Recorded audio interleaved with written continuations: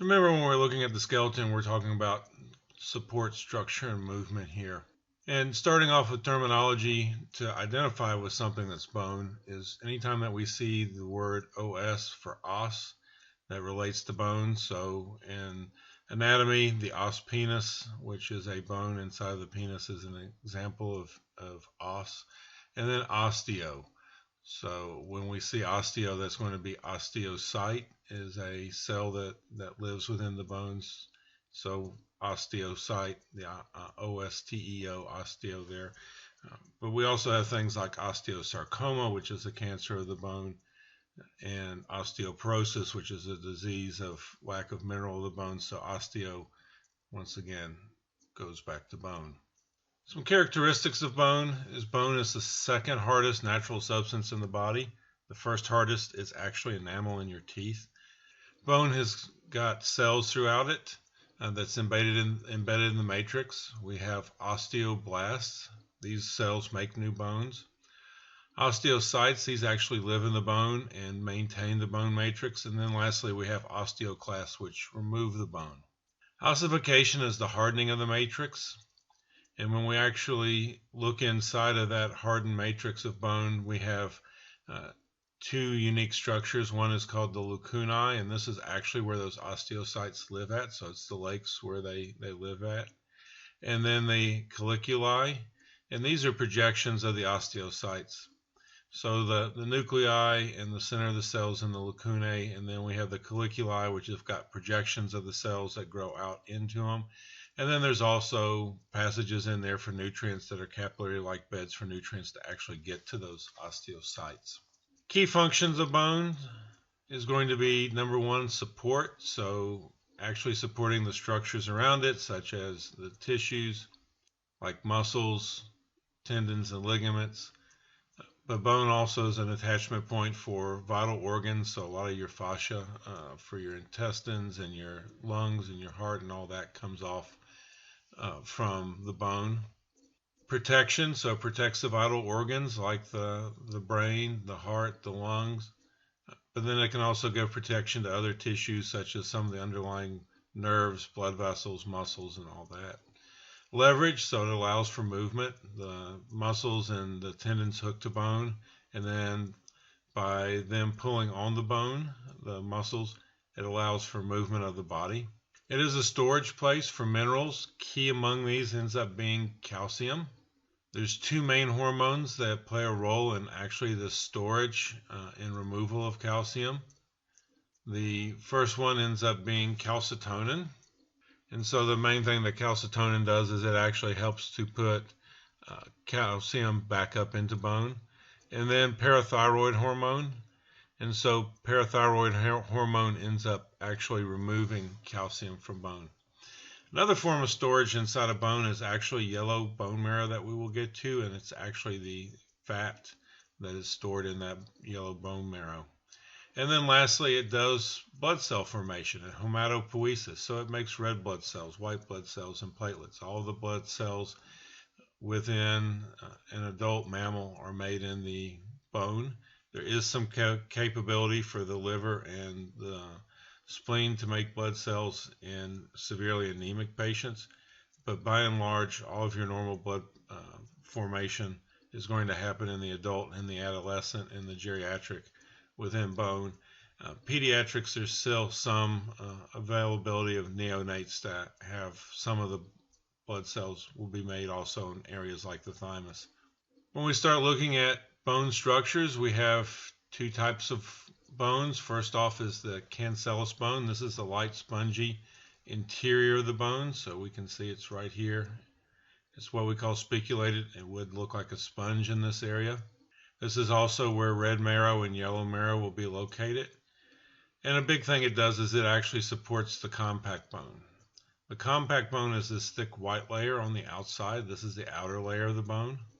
It is very, very tightly compacted cylinders of bone. It's very heavy and dense. And this is the main, what we call the weight-bearing portion, outer portion of the bone. So cancellous bone, we have those little tiny spicules that are in here in the center. and there's a lot of space in between, and that's where that red and yellow marrow is going to be at. But the main thing to know about those specules is they're actually in there as a support mechanism, and they actually push out on this cancellous, or on the compact bone. So this cancellous bone actually pushes out and gives support to that outer compact bone and keeps it from actually falling and collapsing in on itself. The other thing it does is to give that much support to the compact bone to actually keep it from doing that. If it was all compact bone, the bone would be extremely, extremely heavy, and it would be really hard to actually make it move. And so cancellous bone with the marrow in there actually gives a lot of strength and support in its architecture, but at the same time it actually makes bones somewhat lighter. Compact bone is the thick outer portion of bone that's really dense. When I say thick, it's more like not really extremely wide, but it's just extremely, extremely dense. And it's dense because of what we call these Havershan systems that are on the inside of it here. And these are long cylinders that run the full length of the bone. And on the outside of this compact bone, you're going to have the periosteum. Then you come in here and you have this compact on the inside with the Havershan system. And then you come back in here to what we call endosteum, and then you're over to the cancellous bone. In this Havershan system, you're going to have Havershan canals, and inside of each one of the Havershan canals right here, you're going to have an artery, a vein, a nerve, and a lymphatic vessel. And they run the full length of these up and down, and they're going to give nourishment to all these small osteocytes in here and get nutrients to them through the caliculi. Cross-linking between these Havershan systems is going to be what we call Volkmann's canal. So Volkmann's canal end up running perpendicular here, and they come from the compact bone. They'll come into the compact bone through the cancellous bone. Then they send blood vessels that travel up and down between the Havershan systems here, and then each Havershan system will be connected to the next through a series of these Volkmann's canals where blood vessels and nerves and everything can move from one side to the other. I'll actually do this all the way out to the periosteal level right there. So all the blood flow in the bone actually comes in here from the cancellous bone, and then it'll run up and down the Havershan systems, but these Volkmann's canals actually sit there and connect the blood supply from the cancellous bone and the endosteum out here to the periosteum. Periosteum is the outer fibrous portion of bone. There's actually two layers to it, and so the very outer is a very thick fibrous, and then the inner layer is actually where we have osteoblasts. So all the osteoblasts to make new bone actually live out here on this outer layer. And then we also have what we call endosteum, and endosteum is kind of like periosteum, except it's right here on the line between the cancellous bone and the compact bone. Periosteum does have capillaries that sit here on the outside in this more fibrous layer, on that outer layer right there. So it is vascular out here. And then it is a protection of the bone, and it's somewhat slick, so it actually makes it to where it's hard for muscles to like fibrose or adhere tightly to the bone, except in those areas where the periosteum actually kind of peels back to allow for actually insertion of tendons and muscles. So when you look down a long bone, the periosteum on the outside of it makes it to where the muscles just wouldn't totally stick all the time to the bone, which would actually make it to where the bone wouldn't move. So the three types of bone cells, so osteoblasts, said they're out there on the periosteum and then on the endosteum. These are ones that would migrate in the cell if you have a fracture or something goes wrong and part of the bone needs to be rebuilt. And so these are actually cells that are very young, bone cells that actually migrate in and start to lay down new bones. Osteocytes, that's what these are right here, is they actually sit there and live in the bone, and they maintain the matrix and pull out calcium and add it back in as it's needed. And what makes the caliculi are these little projections of them that actually stick out from the center of the cell. And then some of those caliculi are also places for nutrients to actually kind of move through and absorb across, like in a capillary. Osteoclasts remove the bone, and a lot of your osteocytes can turn into osteoclasts, and they can do that. Some can actually turn back into an osteoblast again. And then we do have specific osteoclasts that actually move around in the bone and actually remove the calcium matrix, and then in order to help the skeleton reform itself.